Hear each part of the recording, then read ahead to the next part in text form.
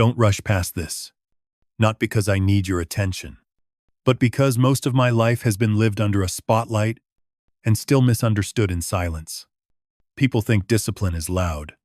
Early mornings, sweat, highlights, trophies. They think discipline looks like control.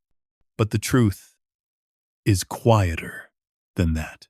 Discipline is what happens when no one is watching, and you choose discomfort over relief. Again, and again, and again. I didn't lose comfort all at once. It wasn't a dramatic sacrifice. It disappeared slowly. Comfort leaves the first time you train while everyone else sleeps. It leaves again when your body hurts, but your standard doesn't change. It leaves when excuses would be reasonable, but still unacceptable to you. Discipline doesn't ask how you feel. It asks what you're willing to give up. And the first thing it takes is ease. People see the results and assume confidence. What they don't see is how often discipline isolates you, how it separates you from people who want balance while you're chasing precision. Comfort makes life softer. Discipline makes it sharper, and sharp things cut before they shape. I learned early that if I wanted to be great, I couldn't live the way most people do. Not because they were wrong, but because comfort negotiates, and discipline doesn't. That's where it begins. Not with ambition, not with talent, but with the quiet decision to live without comfort, long before the world understands why. Once comfort is gone, something else takes its place. Standards. Not the kind people give you, the kind you build and then refuse to lower. That's when discipline stops being admirable and starts being uncomfortable for everyone around you. Because high standards don't stay private. They create distance. They expose effort. They make excuses visible. People say they want discipline until they're measured by it. I didn't demand more because I hated anyone. I demanded more because I hated wasting potential, including my own. But when your standards don't bend, relationships start to strain. You become too intense, too serious, too much. Not because you changed, but because staying the same became harder for them. Discipline doesn't just cost you comfort. It costs you approval. There were days I felt that cost clearly. Walking into rooms where effort felt optional, where preparation was negotiable, where showing up was enough for everyone else. But for me, showing up was the minimum, and that difference creates silence. Not arguments, not confrontations, just quiet distance. People stop asking questions. They stop meeting your eyes. They stop wanting to be compared. Discipline makes you lonely, long before it makes you respected. And the strange part is, no one warns you about that. They warn you about failure. They warn you about pressure. They don't warn you that holding yourself to a higher standard means standing alone in places that used to feel shared. That's the cost most people don't see. Isolation doesn't arrive loudly. It doesn't announce itself. It shows up in small moments. A pause after you speak. A look that doesn't quite meet yours. Conversations that end sooner than they used to. You start realizing that your intensity makes people uncomfortable, not because it's wrong, but because it reminds them of promises they made to themselves and quietly broke. Discipline has a way of holding up a mirror, and not everyone wants to look, so they label you instead. Difficult, obsessed, hard to work with. Labels are easier than understanding. They simplify what requires effort. I didn't feel misunderstood all at once. It happened gradually, like the room getting colder without anyone opening a window. You try to adjust at first. Lower your tone. Soften your edge. Explain yourself more carefully. But discipline doesn't translate well. It sounds like judgment to people who hear it as pressure. And that's when you learn something important. You can either be clear or you can be comfortable. Rarely both. I chose clarity. And clarity isolates. Not because you push people away, but because fewer people are willing to stay close to standards they don't intend to meet. This is the part no highlight reel shows. The silence after the work is done. The empty space where understanding should be. Discipline doesn't just separate you from ease. It separates you from people who only love the idea of effort, not the reality of it. By the time the pain shows up, you're already committed. That's the part people misunderstand. They think discipline is about motivation, about desire. It isn't. Discipline is about staying. After desire leaves, pain became routine. Not dramatic, not heroic, just there. You wake up and feel it.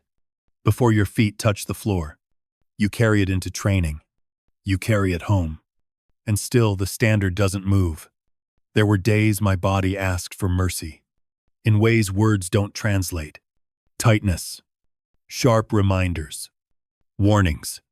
But discipline doesn't negotiate with pain. It listens, then decides anyway. People assume staying means you're fearless. It doesn't. It means you've already accepted that comfort is no longer part of the deal. Leaving would have been easier. No one would have blamed me. In fact, many were waiting for it. But walking away has a cost, too. A quieter one. You lose the right to trust yourself again. So I stayed. Not because I was strong, but because quitting felt heavier than the pain itself. Discipline teaches you how to endure without needing to be seen. It turns suffering into routine, into something almost boring. And that's the truth people don't expect. The hardest part isn't the pain. It's the monotony of carrying it, day after day, without relief and without applause. Somewhere along the way, the tone changes. Not on the court, not in the work, around it. People stop asking how. They start asking why you're like this. Discipline that once looked admirable starts to feel inconvenient to others, especially when it no longer benefits them. Support becomes conditional. Presence becomes selective. Loyalty gets quieter. Not in arguments. In absence. Messages that don't get answered. Conversations that never happen. Decisions made without you. About things you carried alone. That's when you learn something painful. Betrayal doesn't always come from enemies. It often comes from proximity. From people close enough to benefit from your discipline, but not committed enough to stand beside it when it costs them comfort too. I didn't feel anger right away. First came confusion. You replay moments. Wonder if you pushed too hard, if your standards were unfair, if expecting consistency was asking too much. Discipline teaches you accountability. So your first instinct is to look inward. But there's a difference between responsibility and self-erasure. Some people don't leave because you were wrong. They leave because staying would require more from them than they were willing to give. And that realization changes how you trust. You become quieter, more deliberate, less available. Not because you're bitter, but because discipline doesn't survive everywhere. It needs shared weight, shared effort, shared sacrifice. Without that, even the strongest standards become a solitary burden. After enough distance, you stop reaching out the same way. Not dramatically, not out of spite. It's subtler than that. You measure your words. You choose silence more often. You stop explaining things that once felt important to clarify, not because you don't care, but because caring without reciprocity teaches you caution. Discipline sharpens your awareness. It shows you patterns. Who stays when it's hard? Who disappears when the cost rises? Who listens? Who only waits for results? Trust doesn't break all at once. It erodes. And when it does, you don't become angry first. You become tired. Tired of justifying intensity. Tired of translating standards. Tired of pretending that distance doesn't affect you. So you adapt. You become more contained, more selective, less willing to give access to people who confuse proximity with entitlement. From the outside, it can look like coldness. From the inside, it's self-preservation. Discipline doesn't make you less human. It forces you to protect the parts of yourself that constant misunderstanding would otherwise wear down. And that's another cost no one talks about. The quieter you become, the easier it is for others to assume you're unaffected, that you're fine, that you're above it. But discipline doesn't remove feeling. It just teaches you how to carry it without letting it spill everywhere. And then there's you, not the crowd, not the noise, not the opinions that come and go. You stayed. You didn't need explanations. You didn't need perfection. You didn't need me to soften the truth. You just listened. That matters more than you probably realize. Because presence is rare. Real attention is rare. Most people consume and move on. But staying is a choice. I don't know your story. I don't know what you're carrying. But if you're still here, then you know what it feels like to give more than you receive, to stay disciplined in a world that rewards convenience, to hold standards when lowering them would make life easier. You're not here for comfort, and neither was I. This isn't about admiration. It's about recognition, about being seen, without being simplified. Your willingness to listen isn't passive.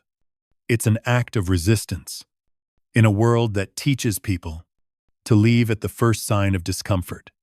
And for someone who's lived most of his life, measured, judged, reduced, that kind of presence feels like relief. Not because it fixes anything, but because it reminds me that discipline doesn't have to mean being completely alone. Hope doesn't arrive the way people expect. It isn't loud. It doesn't announce itself. It doesn't feel like victory. It feels like this: a moment where you realize you're not tired of the work. You're tired of being misunderstood. While doing it, discipline didn't make life easier. It made it clearer. Clear about what matters. Clear about what lasts. Clear about who stays. When comfort is no longer available, I don't regret the cost. Not because it was fair, but because it was honest. Comfort would have made life smoother. Discipline made it meaningful. There are still days where the weight feels heavy, where silence follows effort, where progress doesn't protect you from doubt. But those days pass, the same way they always have, quietly. And so do the people who were only here for the easy parts. What remains is smaller, stronger, more real. If you're listening, and something in this feels familiar, the fatigue, the restraint, the quiet resolve, then this isn't just my story. It's what happens when you choose discipline over comfort long enough to understand the difference. There's nothing to resolve here, nothing to prove, just the shared understanding that staying costs something, and that cost is the point.